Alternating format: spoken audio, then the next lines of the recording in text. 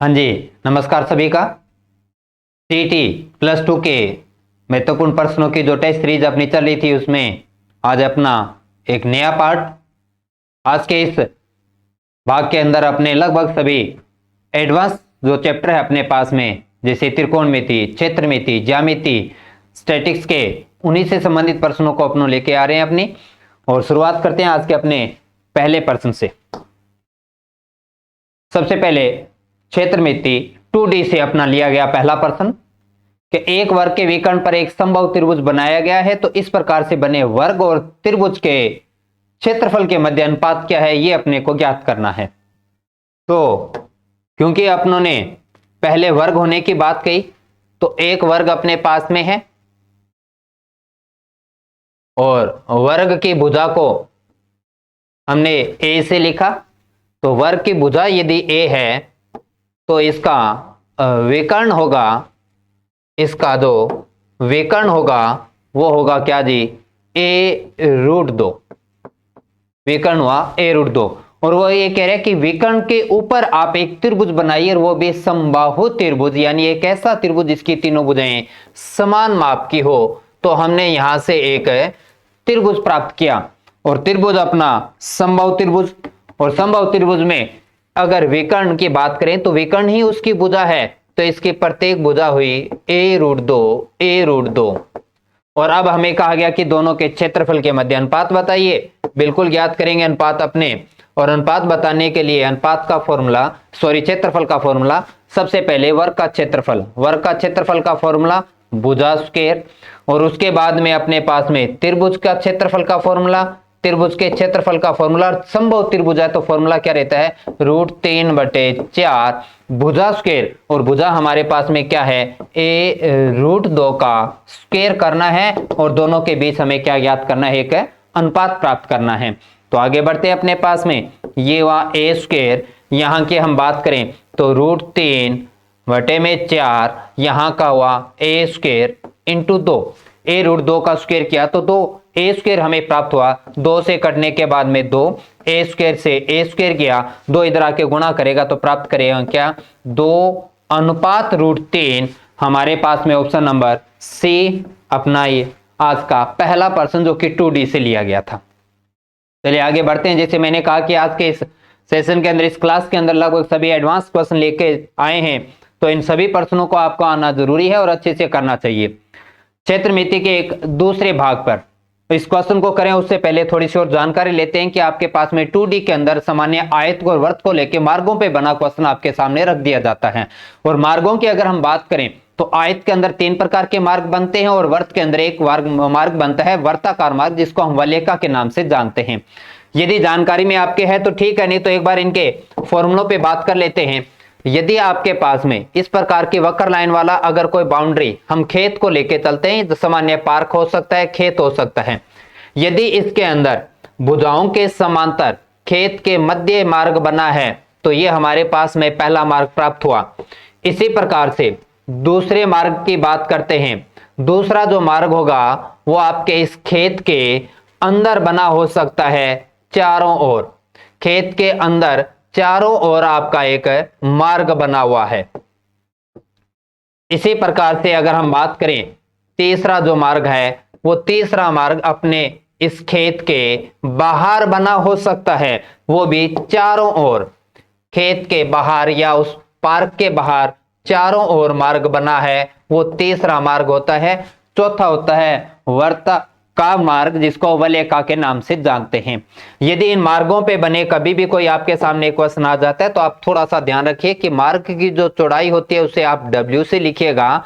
खेत या जो पार्क दे रखा है उसकी लंबाई को L से और चौड़ाई को हम कैसे लिखते हैं, B से। यदि पहले प्रकार का मार्ग है और उसका क्षेत्रफल अगर आपसे पूछ ले तो शॉर्ट फॉर्मेट में पूरे प्रश्न को, एक फॉर्मूले को एक्सप्लेन करने के बाद का जो लास्ट रिजल्ट है वो कुछ ऐसा है, WL + B - W। जब इस प्रकार से आप प्राप्त करते हैं, यहां पर W मार्ग की चौड़ाई है, L खेत की लंबाई है और B खेत की चौड़ाई है। तो दूसरे ये इस प्रकार से पहला, जब आपका मार्ग खेत के अंदर भुजाओं के समांतर बना हुआ हो। दूसरा प्रश्न अपने पास, यदि खेत के अंदर चारों ओर बना है तो फॉर्मूला लगाना चाहिए 2WL + B - 2W। यहां पर एक बार फिर से वही बात हो रही है, डब्ल्यू मार्ग की चौड़ाई है। और आते हैं अपने तीसरे, इसमें अगर खेत के बाहर चारों ओर मार्ग बना है तो फॉर्मूला रहता है 2W L + B + 2W। क्योंकि एरिया बढ़ता है इसलिए प्लस लगाएं, और खेत का एरिया उपजाऊ भूमि का कम होता है तो माइनस लगाएं। इस प्रकार से ये तीनों फॉर्मूले याद रखने होंगे। और आपका प्रश्न बना हुआ है कुछ इस प्रकार से, क्वेश्चन को दोबारा देखते हैं। क्वेश्चन ये कहते हैं कि किसी आयताकार मैदान की लंबाई 80 मीटर है। हमारे पास में एक मैदान है, उस मैदान की जो लंबाई हमें बताई गई है वो 80 मीटर है, और उसकी जो चौड़ाई है वो हमें बताई गई है 60 मीटर। इसके अंदर चारों ओर मार्ग बना है, इसके अंदर जो है वो चारों ओर मार्ग बना है, और उस मार्ग की चौड़ाई 5 मीटर बताया गया है। इस रास्ते का क्षेत्रफल हमें प्राप्त करना है, और इस रास्ते के क्षेत्रफल में अगर हम बात करें तो दिए गए क्वेश्चन में W यानी मार्ग की चौड़ाई है 5, L का मान है 60, B का मान है L का मान है 80 और B का मान है अपने पास में 60। और इस दिए गए प्रश्न में आपने अभी बताया कि आपका ये फॉर्मूला काम करेगा, तो यहां से इसे वैल्यू को पुट कर देते हैं और आंसर निकालते हैं अपने पास में। तो 2W यानी 5 का दुगना हो गया 10, फिर उसके बाद में लंबाई प्लस चौड़ाई माइनस 2W, तो आंसर प्राप्त हुआ 80, 60, 140, 10, 130 का गुणा 10 से किया तो मान प्राप्त हुआ 1300 वर्ग मीटर। क्या जी? मार्ग का क्षेत्रफल, ऑप्शन नंबर बी। तो इस प्रकार से ध्यान रखिएगा कि 3 प्रकार के जो आयत पे मार्ग बनते हैं, उन आयताकार मार्गों का जो क्षेत्रफल प्राप्त करने के ये 3 जो रिजल्ट है उनको आप अच्छे से प्रैक्टिस में रखिएगा ताकि प्रश्न आसान और आप जल्दी कर पाए। चलिए आगे बढ़ते हैं अपने नेक्स्ट क्वेश्चन पे। एक शंकु, अर्धगोला और बेलन एक समान आधार पर खड़े हैं और उनकी ऊंचाइयां भी समान है, तो इनके आयतनों में अनुपात क्या होगा? ये एक ऐसा यूनिक सा प्रश्न है जो कि बार बार किसी प्रतियोगी परीक्षा में पूछा जाता है और बार बार देखने को मिल रहा है ये प्रश्न। और इस क्वेश्चन की अगर हम बात करें तो सामान्य हो सकता है कि आपके ये तीनों आकृतियां ही शामिल के, पर जरूरी नहीं होता कि जिस क्रम में हमने आज ये क्वेश्चन पढ़ा उसी क्रम में ये क्वेश्चन बना हो सकता है इसमें बेलन पहले दे, हो सकता है अर्धगोला बाद में दे, हो सकता है शंकु बीच में दे।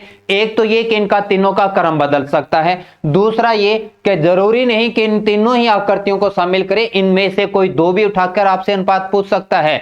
तो ऐसा जब भी प्रश्न आ जाए तो आप एक बार याद रखें इस प्रकार से इस क्वेश्चन को क्या करना है। आपने 3 आकृतियां उठाई, 3 आकृतियों में देखिए एक शंकु की बात कही आपने, एक अपने पास में शंकु है, दूसरा अपने पास में अर्धगोला है और तीसरा अपने पास में बेलन है, जिसमें ये क्वेश्चन साफ साफ कह रहा है कि तीनों के आधार समान हैं। हम मान लेते हैं आपकी तरफ से जो भी, क्योंकि जब चर राशियां मान के चलते हैं तो थोड़ा सा उलझ के रह जाते हैं, आप संख्यात्मक वैल्यू मानिए कोई भी जो आपको अच्छा लगता है। मान लेते हैं, क्या मान लेते हैं कि तीनों का आधार जब समान है तो हमने एक भुजा अच्छी लगी हमें और हमने इसका आधार मान लिया 7 सेंटीमीटर। पर क्योंकि मैंने शंकु का आधार की त्रिज्या 7 सेंटीमीटर मानी है तो अर्धगोले की भी हो गई 7 सेंटीमीटर, बेलन की भी हो गई 7 सेंटीमीटर, क्योंकि तीनों का आधार समान बताया गया था। तथा तीनों का आधार समान होने के साथ साथ तीनों की ऊंचाइयां भी बराबर बताई थी। अब ऊंचाई कहीं दे नहीं रखी तो हम कैसे प्राप्त करें? तो आ जाइए अपनी बीच वाली आकृति अर्धगोला के अंदर, क्योंकि हम जानते हैं कि ये जितनी भी आप लाइनें बनाएंगे ये सारी की सारी लाइनें उस अर्धवृत्त की क्या होगी? त्रिज्या होगी। तो ये सीधी स्ट्रेट लाइन है, वो भी तो इस अर्धवृत्त की क्या है? त्रिज्या है, अर्धगोले की सॉरी, और अर्धगोले की त्रिज्या तो आधार क्या 7 है, तो ये भी तो कितना हो गया? 7 सेंटीमीटर। अर्धगोले की ऊंचाई भी 7 है और क्योंकि तीनों की ऊंचाइयां बराबर है तो बेलन की ऊंचाई भी हमें प्राप्त हुई 7 सेंटीमीटर और शंकु की ऊंचाई भी हमें प्राप्त हुई 7 सेंटीमीटर। और अब हमसे पूछा गया था तीनों के आयतनों का अनुपात, तीनों के आयतनों का अनुपात ज्ञात करना है। तो क्या हम जानते हैं कि शंकु के आयतन का फॉर्मूला होता है 1/3 पाई r स्क्वायर h।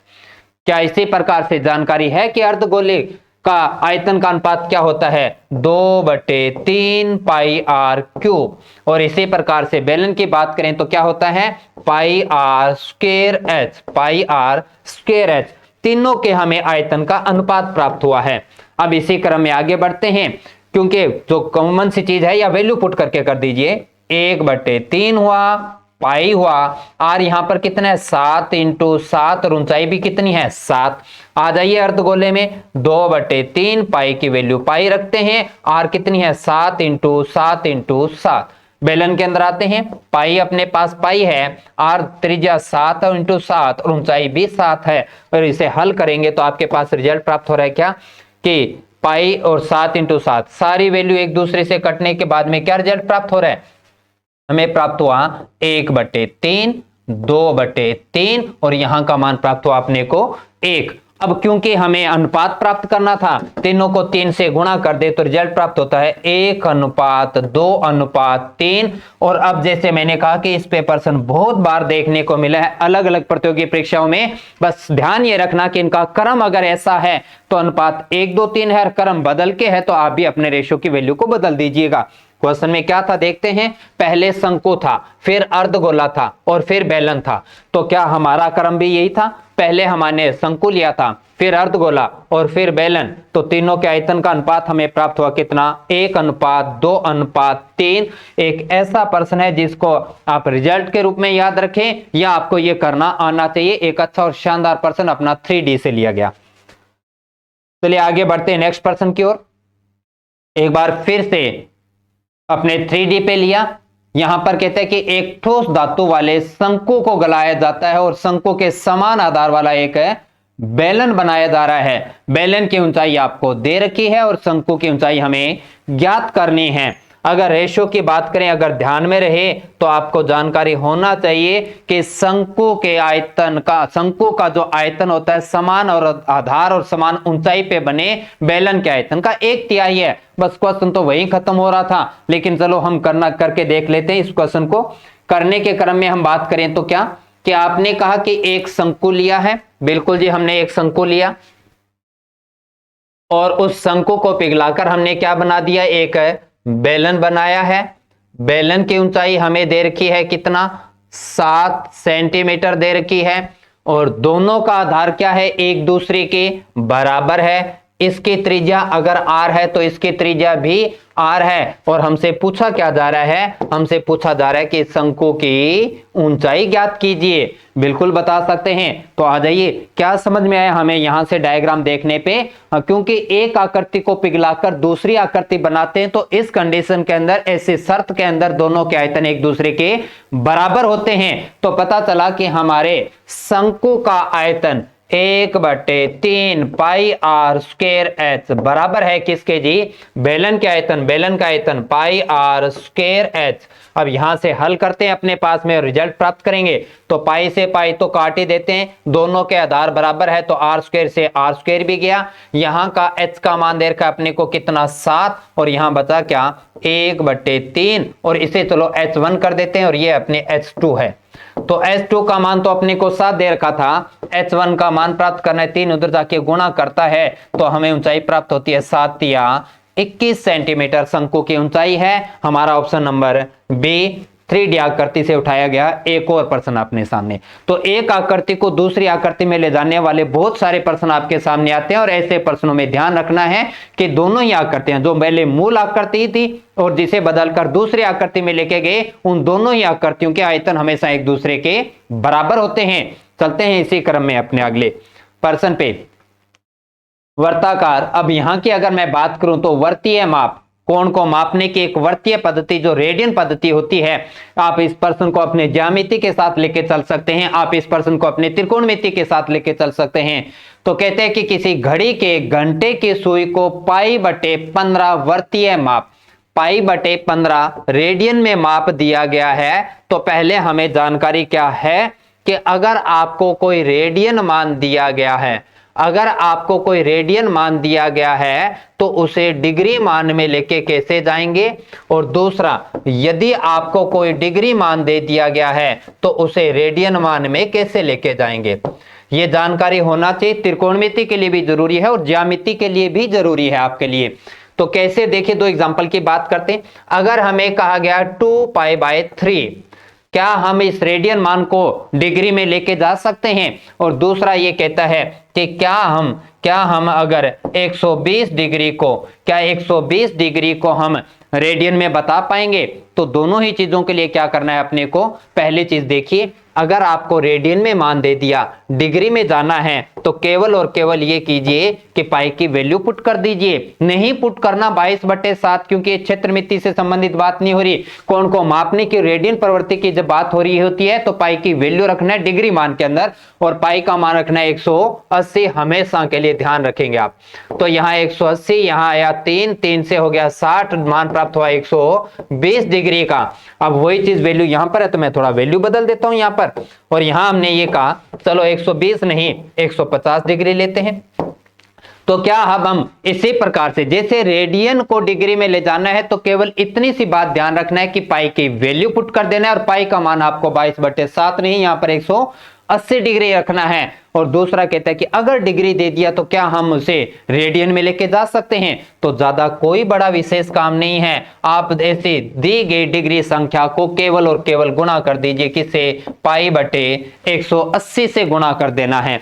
0 से 0 गया, 3 के पाड़े से 5, 3 के पाड़े से 6, हमें मान प्राप्त हुआ 5π/6, 5π/6 मान हमें प्राप्त हुआ। तो ये दो चीजें आना चाहिए, डिग्री से रेडियन में जाना और रेडियन से डिग्री में जाना। आते हैं अपने इस प्रश्न के अंदर कि घड़ी के घंटे की सुई को π/15 वर्तीय मान, ये तो चलो वर्तीय माप है, पहले इसे ये तो देखें ना कि डिग्री कितना है। डिग्री बताने के लिए 180 लिखा, पाई की जगह 15 का भाग दिया, मान प्राप्त हुआ कितना जी, 12 डिग्री का कोण बनाती है। कौन, घंटे की सुई। अब हमें ज्ञात करना है कि वो कितने समय में बनाती है। तो अपने एक एक नियम के माध्यम से बात करते हैं कि अगर आपके पास में घड़ी बनी हुई है और घंटे की सुई की बात हो रही है, तो वो अपना जो एक चक्कर है वो एक चक्कर पूरा करती है कितने घंटे में, 12 घंटे में। और अपने एक चक्कर में कोण बनाती है कितनी डिग्री का, 360 डिग्री की, 60 डिग्री का। और बात किसकी हो रही है, घंटे की सुई के बारे में बात हो रही है, घंटे की सुई के बारे में बात हो रही है। तो आ जाइए अपने क्वेश्चन पे वापस। 360 डिग्री का कोण बनाने में उसे समय लगता है कितना जी, 12 घंटे। तो क्या हम बता सकते हैं कि 1 डिग्री का कोण बनाने में समय कितना लगेगा, तो 12/360। लेकिन कोण उसने बनाया कितने डिग्री का है कि जी 12 ही डिग्री का कोण बनाया था। तो 12 डिग्री का कोण बताने के लिए 12/360 इंटू 12, 12 से कट के हो गया 30, अपने पास 6 से हो गया 2 और ये हो गया 5, हमें प्राप्त हुआ 2/5 घंटे की बात, हॉवर्स की बात हो रही है।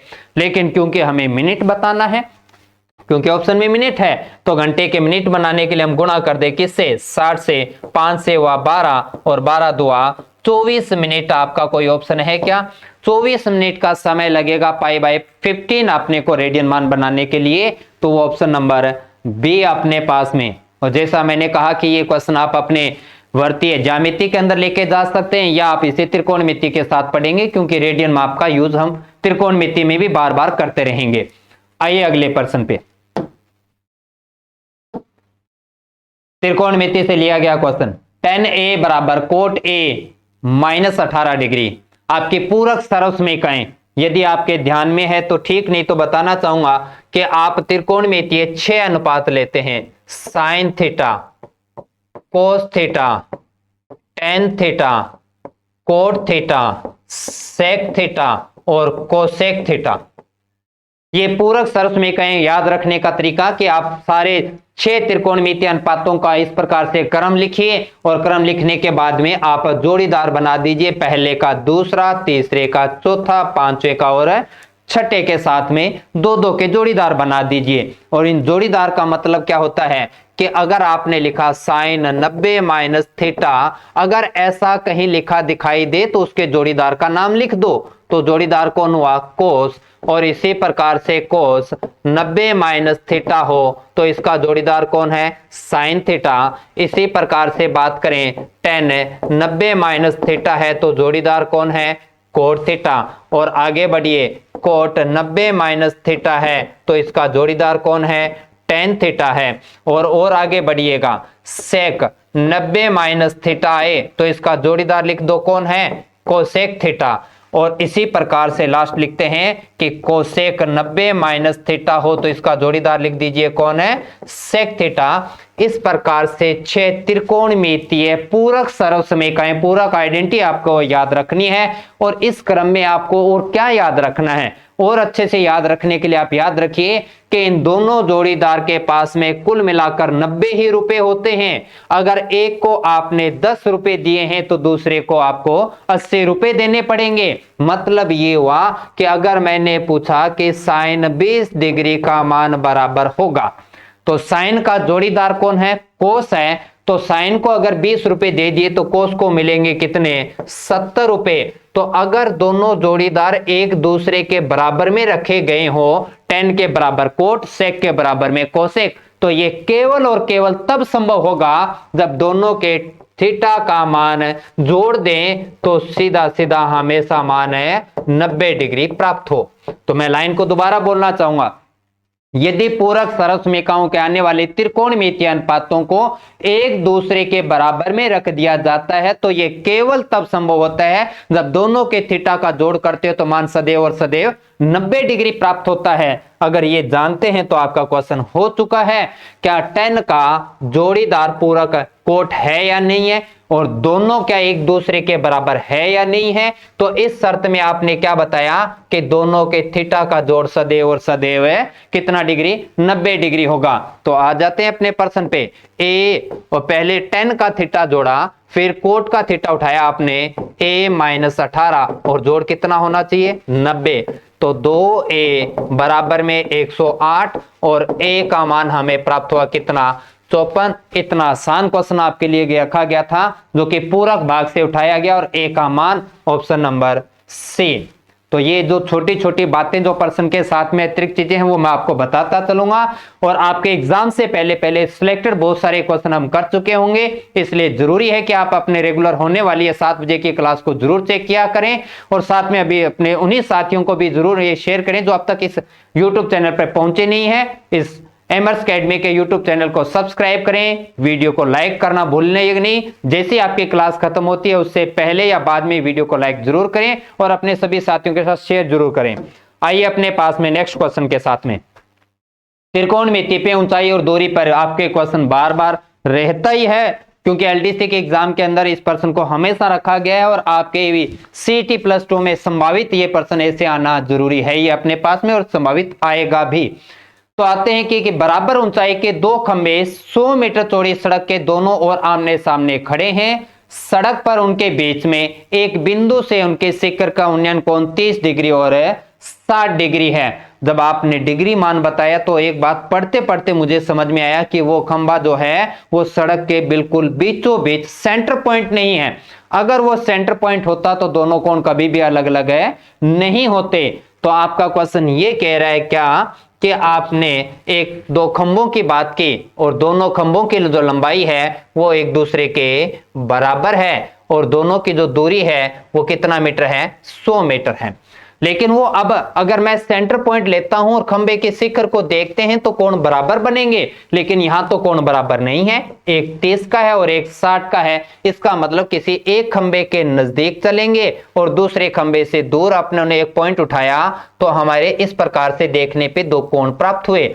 और क्या हम ये जानते हैं कि यदि किसी ऊंचाई के जैसे जैसे नजदीक पहुंचते हैं थीटा का मान बढ़ता है और किसी ऊंचाई से दूरी पे जाते हैं तो थीटा का मान घटता है। तो यहां का थीटा मान हुआ 30 डिग्री और यहां का थीटा मान हुआ कितना, 60 डिग्री। अब वो कहता है कि बराबर ऊंचाई के दो खंबे 100 मीटर चौड़ी, तो यहां से जो सड़क की चौड़ाई है वो कितनी हमें बताई गई है, 100 मीटर है। तो इस प्रकार से हमें खंभों की ऊंचाई ज्ञात करना है जो कि दोनों की ऊंचाइयां एक दूसरे के बराबर हैं। तो चलो अच्छा प्रश्न है अपने लिए, इस प्रश्न को करते हैं। अगले पेज पे एक्सप्लेन करके पूरे अच्छे से पढ़ेंगे अपने। यहां पर डायग्राम के रूप में क्या था, दो खंभे थे अपने पास में, दोनों खंभों के बीच की जो दूरी है वो दे रखी अपने को 100 मीटर दे रखी है।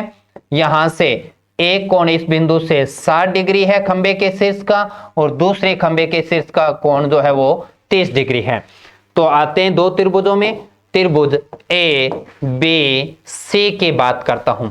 यदि हमने ये मान लिया है x और ऊंचाई को हमने मान लिया h, अगर ए बी एच है तो सी डी, और ई की बात करें तो डी ई बी तो कितना होगा एच, क्योंकि दोनों लंबाइयां एक दूसरे के बराबर है। बी से लेके डी तक की दूरी 100 मीटर है, तो अगर यहां पर x है तो पीछे प्राप्त हो गया कितना 100 माइनस एक्स।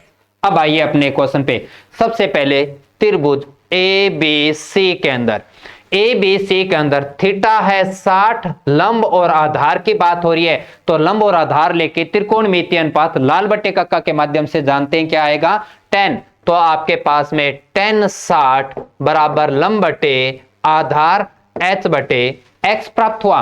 10 60 का मान हम जानते हैं कितना, 10 60 का मान होता है √3 बटे 1 लगा देते हैं भिन्न के रूप में। यहां से अगर हम x का मान प्राप्त करते हैं तो x का मान हमें प्राप्त होता है h बटे में √3। समीकरण नंबर 1 हम प्राप्त करके छोड़ देते हैं। ये पहला त्रिभुज हुआ। आ जाते हैं अपने दूसरे त्रिभुज में, और दूसरे त्रिभुज की बात करें तो सी डी ई। एक बार फिर से लंब और आधार की बात हो रही है, एक बार फिर से 10 आएगा, लेकिन आपकी बात 10 60 नहीं 10 30 प्राप्त हुआ है अपने को।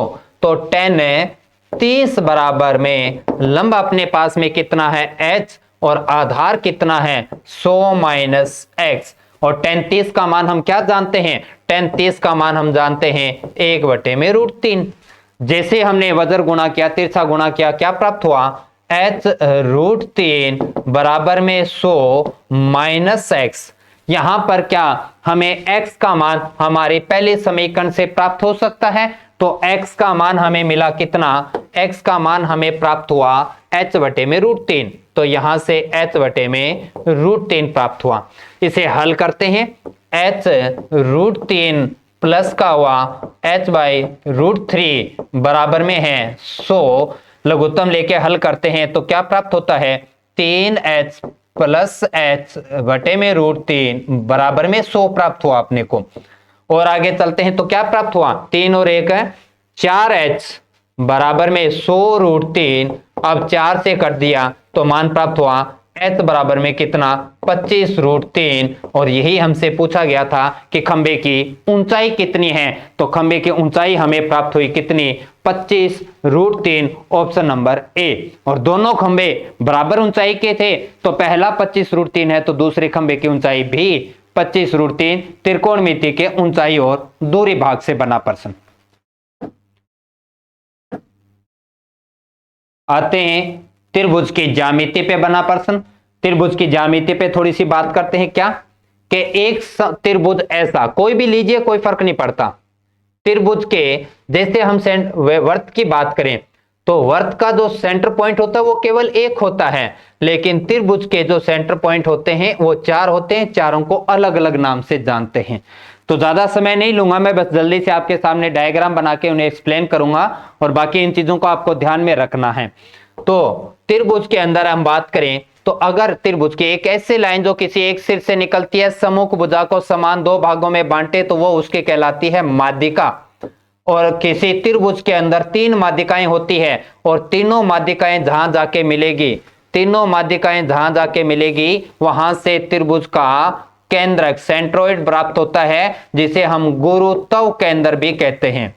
गुरुत्व केंद्र भी कहते हैं। ये हमें प्राप्त होता है किससे, माध्यिका से प्राप्त होता है।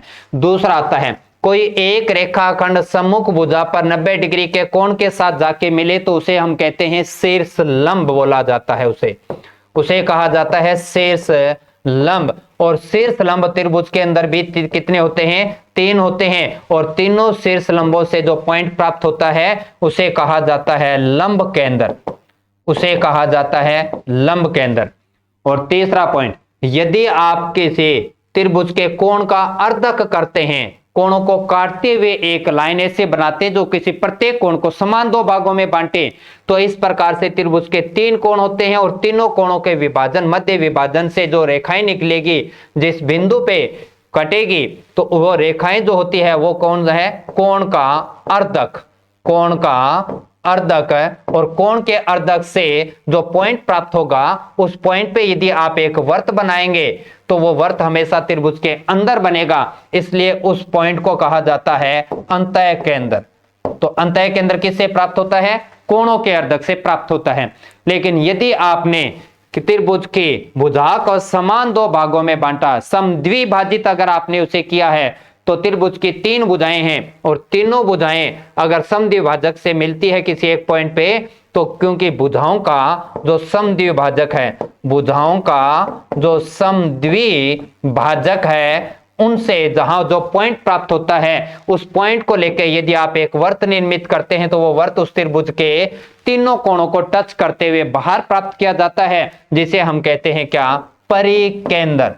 तो ये ध्यान रखना है कौन सा केंद्र किससे प्राप्त होता है और उसकी क्या प्रॉपर्टी है, ये ज्यामिति में और ज्यादा से अच्छे आपने पढ़ा होगा। फिलहाल मैंने आपको रिवाइज करवाया कि त्रिभुज के 4 केंद्र होते हैं, और अगर ये चारों केंद्र किसी एक ही पॉइंट पे स्थित हो, चारों केंद्र आपने कोई त्रिभुज लिया और इस पे एक पॉइंट बनाया, इसी पॉइंट को ही आपने गुरुत्व केंद्र का, इसी पॉइंट को ही लंब केंद्र का, इसी को ही अंतः केंद्र और इसी को ही परिकेंद्र कहा, तो ये केवल और केवल तब होता है जब एक ऐसा त्रिभुज बने जिसकी तीनों भुजाएं समान माप की हो, और जिस त्रिभुज की तीनों भुजाएं समान माप की है वो त्रिभुज कहलाता है कौन सा, समबाहु त्रिभुज। आपका अगला प्रश्न त्रिभुज के चारों केंद्र पे बना क्वेश्चन था, तो आपको ध्यान रखना है इस प्रकार से केंद्र को लेके बहुत सारी अच्छी प्रॉपर्टी पे क्वेश्चन बनते हैं, उनके कोणों को लेके भी बात की जा सकती है।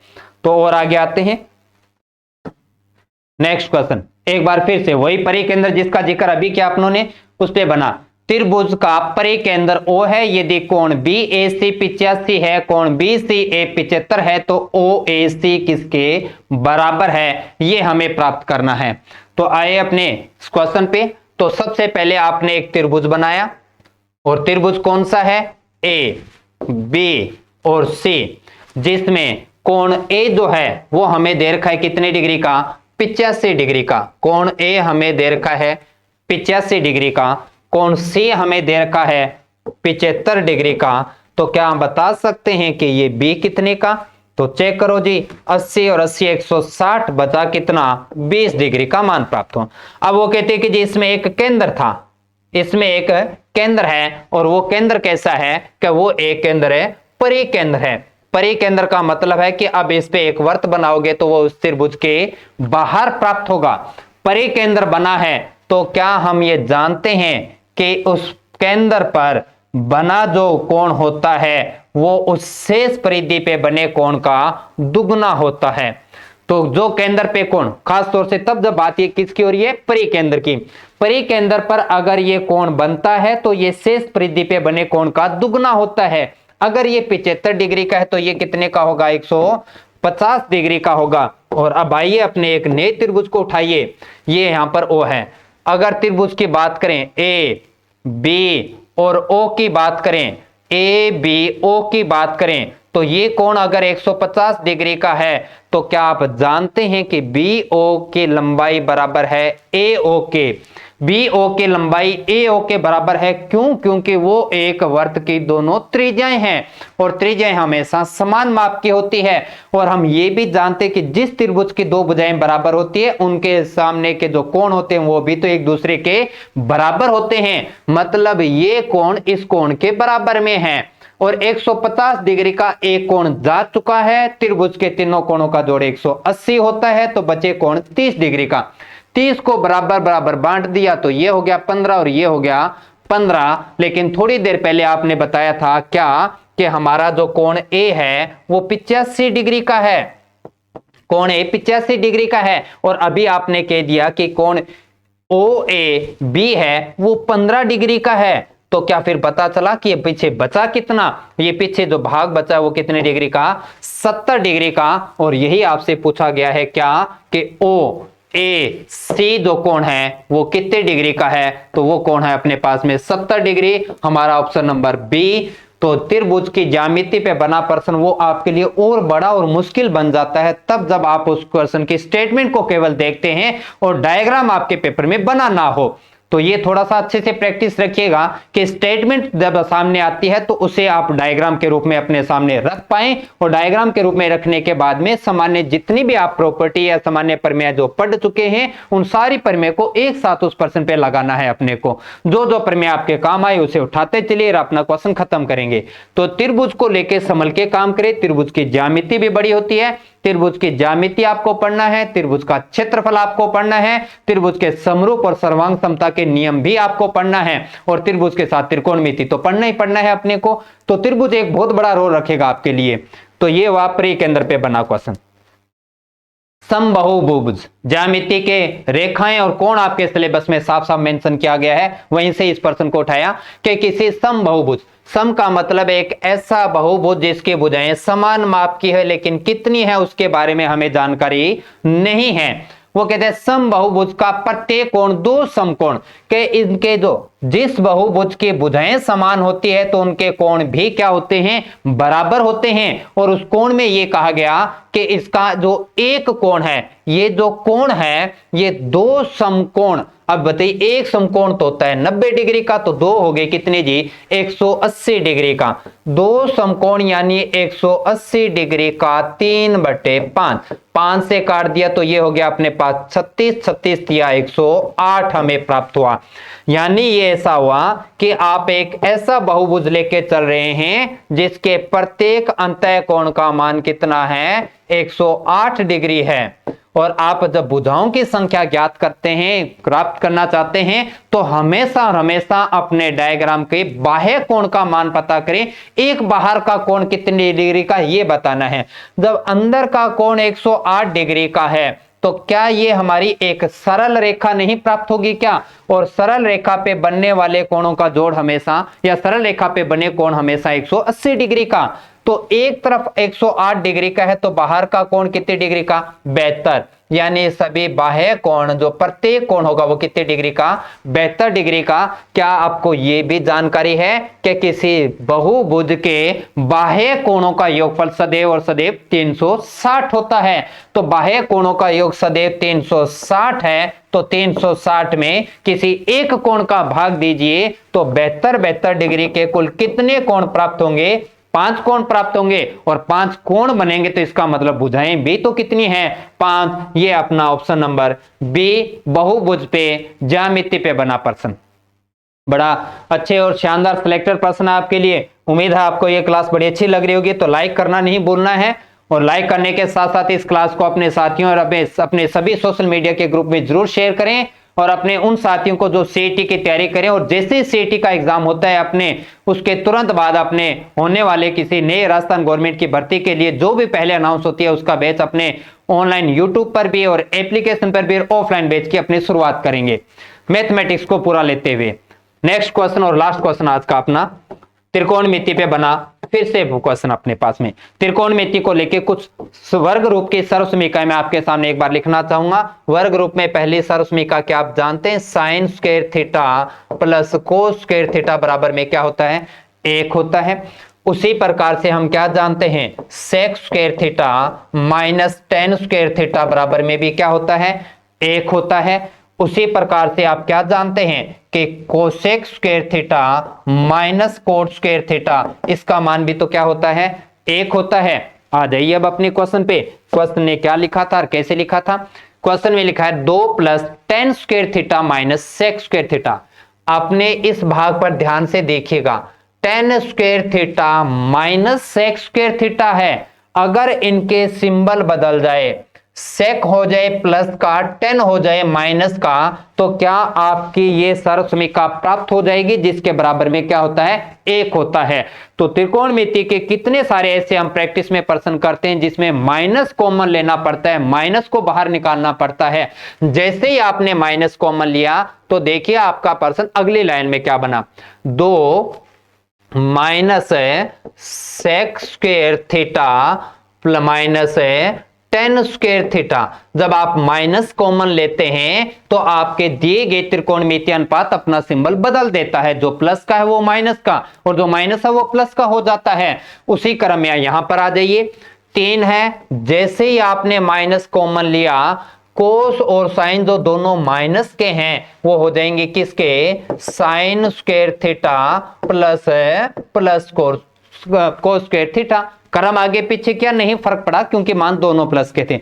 जैसे ही आपने माइनस कॉमन लिया, कोस भी प्लस का हो गया और साइन भी प्लस का हो गया। और अब आपने अभी जो स्पेस पे सर्वसमीका लिखी थी वो दोनों सर्वसमीकाएं आपके सामने, उठा के लिख दीजिए। तो आते हैं पहले नंबर पे, sec square theta minus tan square theta बराबर में क्या होता है कि जी 1 होता है। Sine square theta plus cos square theta बराबर क्या होता है कि जी ये भी 1 होता है। तो ये इतना आसान प्रश्न अगर अपने को देखने को मिले तो इससे अच्छी किस्मत अपनी हो नहीं सकती। तो ये अपना ऑप्शन नंबर है बी, 1/2। कितना भी बड़ा और मुश्किल प्रश्न आसान बनाया जा सकता है यदि आपकी प्रैक्टिस से ही दिशा में चल रहा है। तो आज की ये क्लास अगर आपको अच्छी लगी है तो वीडियो को लाइक जरूर करें, अपने सभी साथियों को शेयर करें। और जो पहली बार अपने इस वीडियो को देख रहा है या पहली बार अपने इस YouTube चैनल पर आए तो चैनल को सब्सक्राइब करना ना भूलिए। मिलते हैं कल इसी प्रकार से एक नई क्लास के साथ, और कल भी प्रयास ये रखेंगे कि एडवांस पार्ट से उठाए गए प्रश्न आपके सामने रखेंगे। धन्यवाद जी।